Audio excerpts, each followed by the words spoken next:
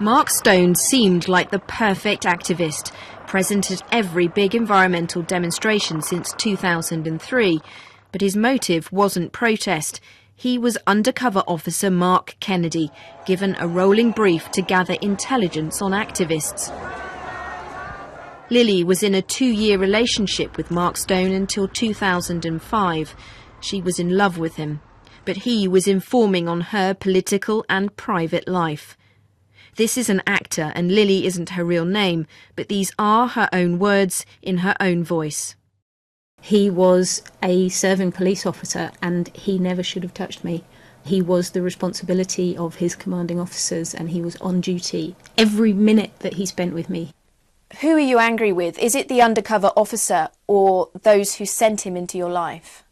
This isn't just about a guy who lied to me. There was a whole team running him. He had been primed by the state and provided with fake documents. All of this specifically in order to pull the wool over my eyes. And I do want to know exactly what was going on. I do want to know who these shadowy figures are who seem to think it's appropriate to spy on me in that way.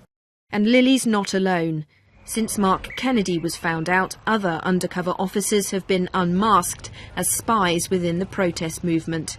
And more women have realised the men they loved were police officers, going back 25 years. 8 women are now suing the police, saying they suffered deep and lasting psychological and emotional damage. The Met argues strongly that Mark Kennedy went way beyond what he was authorised to do. But asked whether having relationships undercover was a systematic tactic handed down through the years, they say they don't believe so, but they are reviewing everything that went on as far back as 1987.